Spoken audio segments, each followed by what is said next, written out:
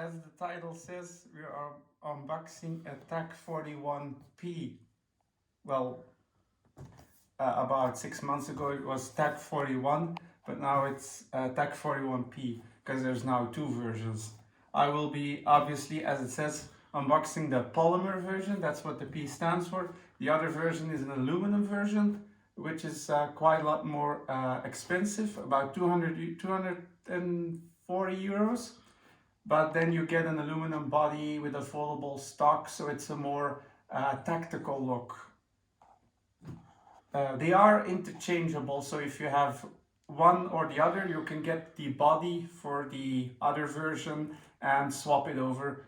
But you might as well just fork out the total price and just buy another one if you intend on having both of them. But you can swap it all over if you want. Although I don't see the point in that, but there you go. But they are inherently the same, so barrel-wise, internal-wise, it's just the bodies they're mounted on is different. I really wanted the polymer version because I really like the look of it. There is no real-life version of this one, as far as I know. The other one is based on a real-life version, if I recall correctly. But this one doesn't have a real-life counterpart. As you can see, it's a very large box. It's a very nice box, minimal, but still nice enough to make you wonder what's inside. Outside of this beautiful front and the brand sticker, there is not really much to go on. It says Silverback Airsoft on the back. And what's on the bottom? Okay. So here on the back you have an exploded diagram of the entire piece. This is the magazine diagram, the body, the barrel system, and the trigger group. So that's a nice touch as well, but you can get all of these online if you want to. So without further ado, let's open it up. So this is what it looks like when you open it up. You have the manual right here. Let's have a little browse, table of contents, gun description, how to assemble the bolt, because it comes separately. They did that, I'm guessing, for transport safety, so it doesn't get damaged. So that's why it's apart. At least that makes sense to me. How to operate the safety, how to operate and inject the magazine. I'll talk about that when we open up the box further. Feed ramp initialization. But that was a mouthful. Again, when we get to the replica, I'll explain that. Shooting operation, always feeding ramp reset, hop-up adjustment, advanced settings in ergonomics, an exploded view, the material size and capacity. And that's about it. So, here we have it. Isn't it nice? So this is how your TAC 41, should you choose to buy one, arrives. We have a nice patch.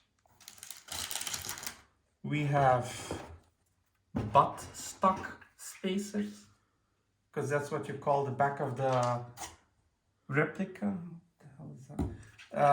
So these are buttstock spacers. As we have the replica in front of us, I might as well explain it. So you can add length to the back of the stock, like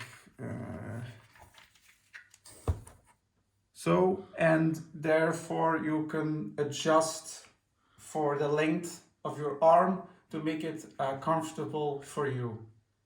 So that's what these they are about 10 millimeters thick. about a centimeter. And it even says how to face to, is it like this? So it even says which orientation. So that's, as I said, to set it up for you. So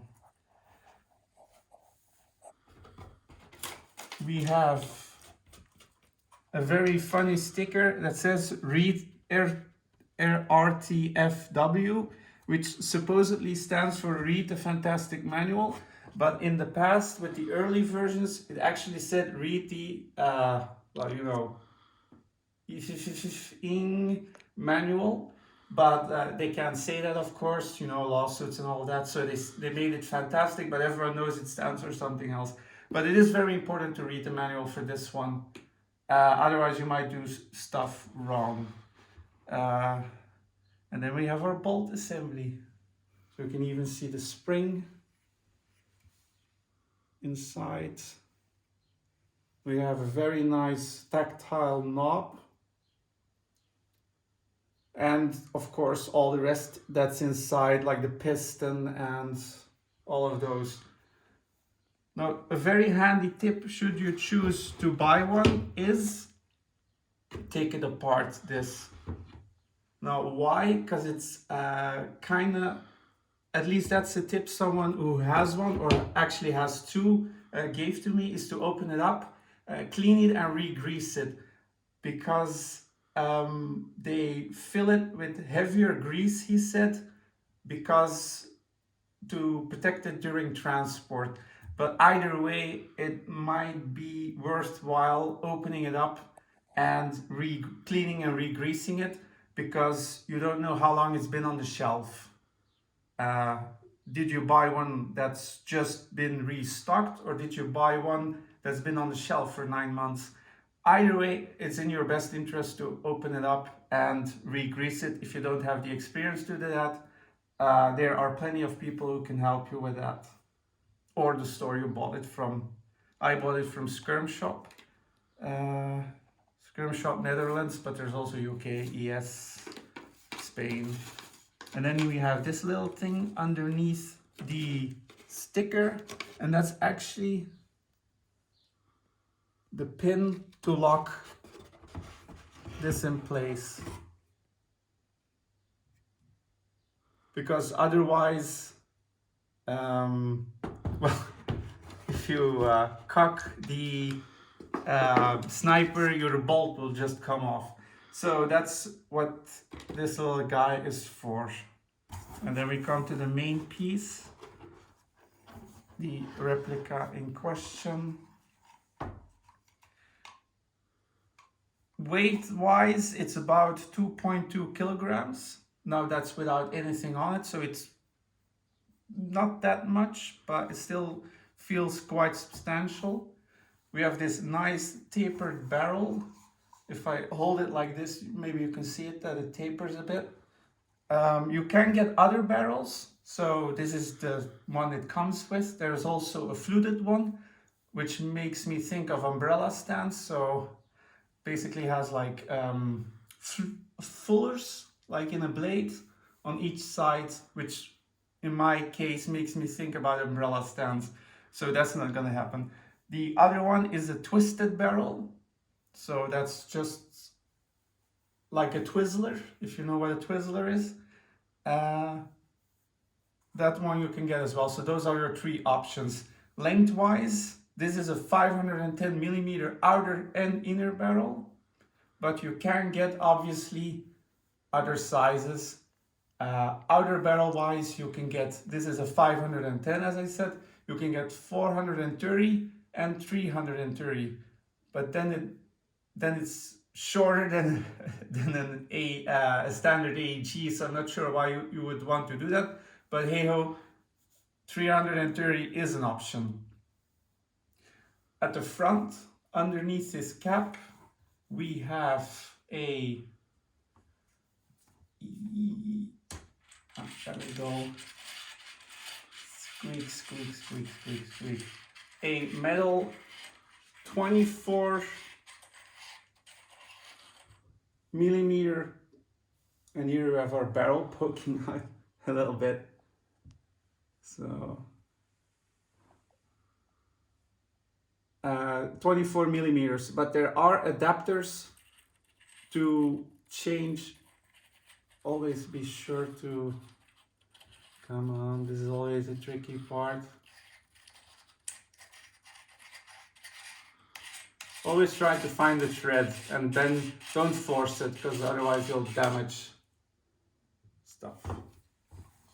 But you can get a adapter part to put on a 14 counterclockwise silencer. Outside of that, we have, as you can see, this very nice polymer body, which I have to say is very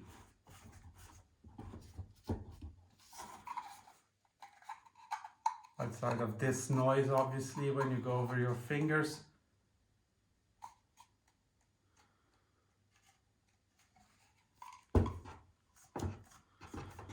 See, there's no creaking, so it's a very nice polymer. It's nylon fiber reinforced polymer. And okay, the bolt assembly is not in there, but you can see the fit and finish is very nice. The seam lines are noticeable, of course, but they are still quite nice. So we'll just slowly rotate it so we can see.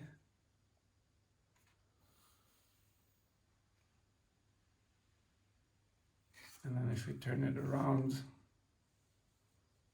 so it's quite nicely molded. On the top we have a nice Picatinny rail, which is a bit elevated, so you can use it while wearing a mask. So plenty of space to mount an optic. You've noticed the TDC hop system. It has about 9 settings, although it should have, let's see. Yeah, there's in between as well. So if I don't know how to show it, I'll do it like this. So you have very positive clicks, and it should be about 50 settings. Now you can get more settings if you get an aftermarket hop system. Then you can adjust even more in between those small increments. This one has standard. It's an AEG type TDC hop with an AEG barrel, a 6.05 inner barrel, which, as you can tell, is about 510 millimeters standard. Brass, obviously.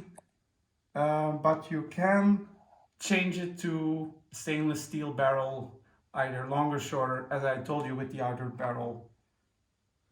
And you can change from an standard AEG standard to either a GBB hop and barrel setup, but that's something you'll have to decide for yourself. Out of the box, these are very nice. Some people change them straight away. Some people just change the spring and use them like this. Again, that's up to you. You can change it completely inside, outside of the trigger group. You can change a lot of stuff and make it basically a laser. Although standard, it shoots pretty spot on as well, I've been told. So I've asked numerous people who have one, and they all say the same thing, that out of the box it's brilliant already. So that's just something you should know. Outside of that, we have, if you look again at the stock, on this side we have a knob, and I'm not sure which, it's a bit, oh, there we go. No, that's the other one. Okay, this one. So we can turn it loose, and then we can, see, like this, lower or raise our stock pad to get a more comfortable cheek position. So again, a very nice touch from this TAC 41. Our trigger isn't bad as well. As you can see, it's quite a nice trigger. Now the bolt is not in, but that's for another video. And then I'll show you how the trigger is when it catches and all of that. But just from viewing it, it's looking very nice. It's a plastic trigger. There's quite a nice tension on it and movement, so that looks very promising. There's a warning sticker on it. Make sure always wear yada yada yada. Always wear eye protection, all of that. We've got this very nice steel AK style paddle mag release. So we push it forward, mag pops out. I'm just looking. Oh, that's a bit of. Why is there a bird feather? There's a bird feather in the. Did someone go hunting with this? So there was actually a bird feather inside the replica. That's something new. Either way, we have their short magazine, which comes with the replica. So here you can see the followers. And here you have to fill it. The thing with these is that you have to be careful loading it, as the manual says.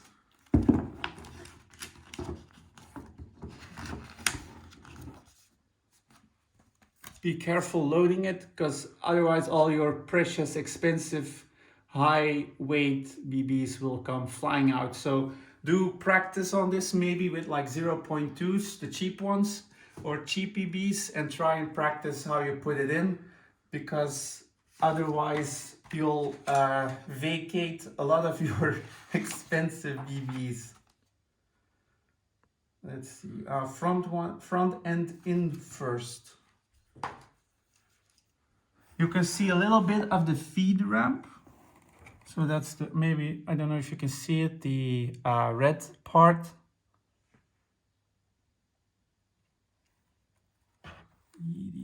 Okay. Either way, so basically what is the feed ramp? So we have our hop here, but our magazine is here. So basically it's a sort of ramp that guides the BBs towards the hop. The space of the ramp holds about 20 BBs.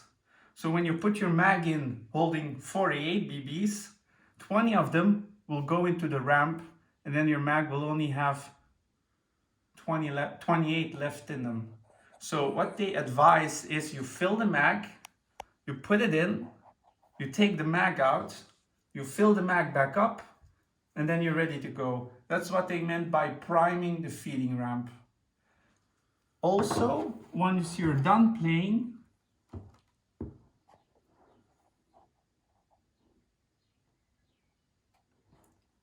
the red thing that you can't see, if you press on it and hold it down, you can release.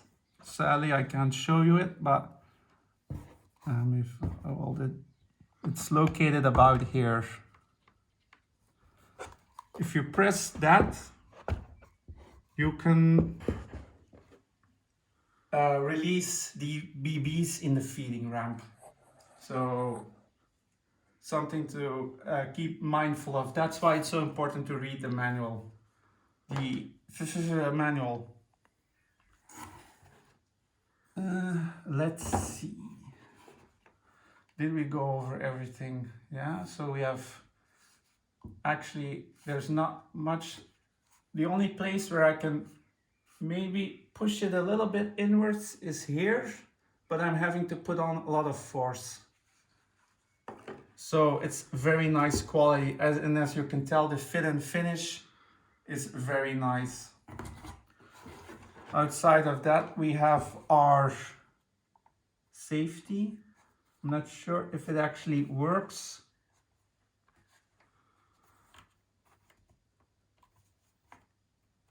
Because the bolt assembly is not in.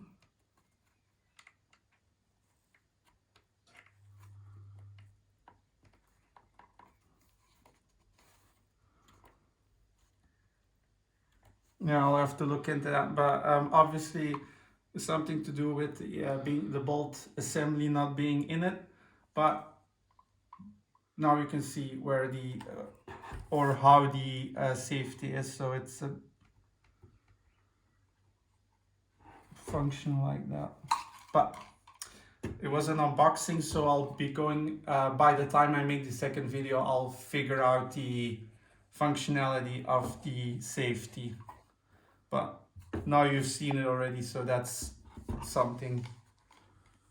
Outside of that, there's not really much to say. It can basically be completely taken apart. You have a few screws here, another one here. I think these are M-lock rails, I'm pretty sure. And outside of that, there's not really that much to be said about it. It's about 1 meter and 10 long, and they say ish, because with the spacers, the buttstock spacers, the length varies, of course, but it's around 110 or 1 meters and 10 centimeters long. As I said, the weight is about 2.2 kilograms, and yeah, that's pretty much what there can be said about this replica. So I'll just put the mag in. So basically they say to do it in like this, and then like this, and then it's in. So let me just put it back in its, oh, there's a little tab on it which says which serial number it is and what the average muzzle velocity is. In 30 shots, 0.2 grams, 120 meters per second. It's not bad. So there we go. We'll just put the spacers in. Now I've had this one for quite a while. I've just not had the chance to check on the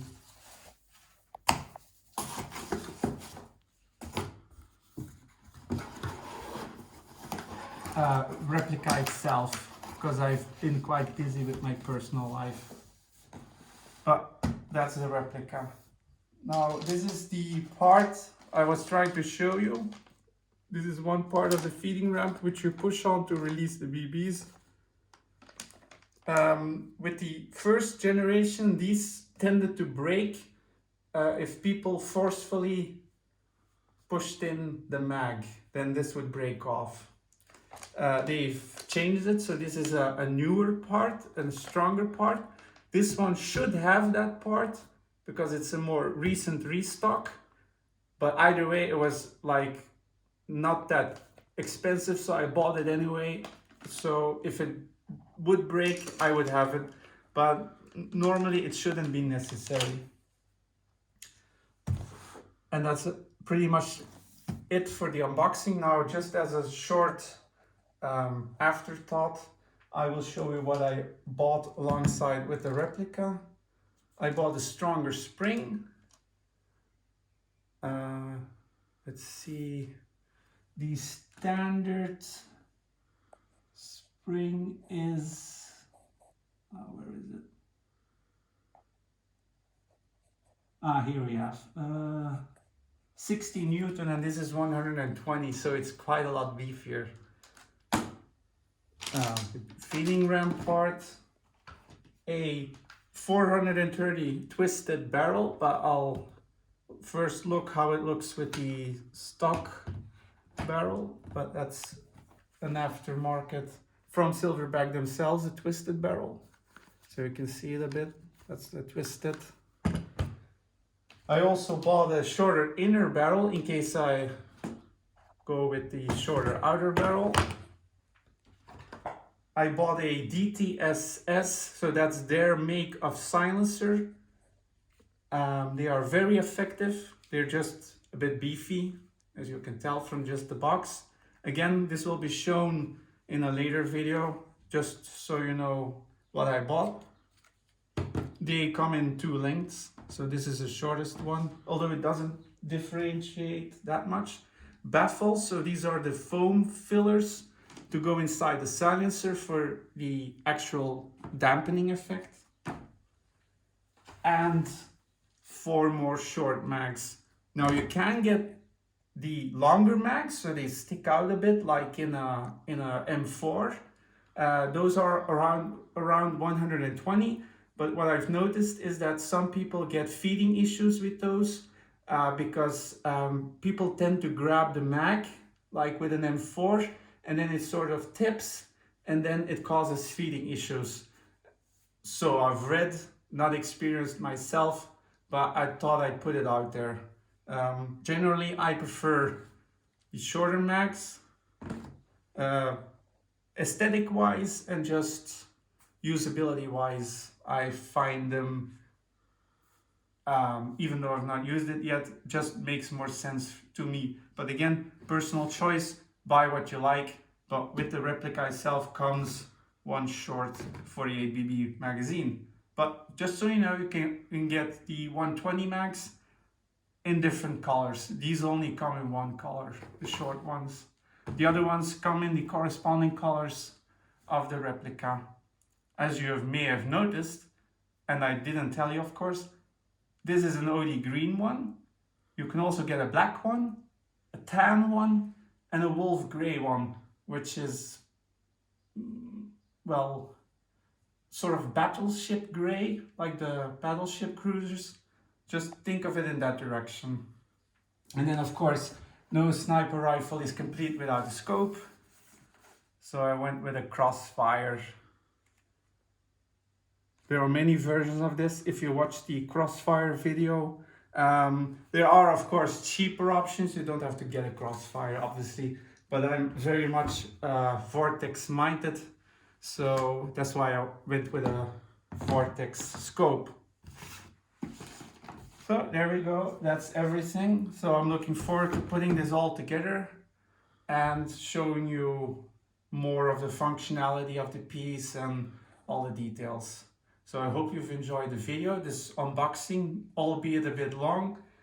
And if you have any questions, feel free to ask them. Let me know what you think of the video. Let me know what you think could be improved, or if it was good.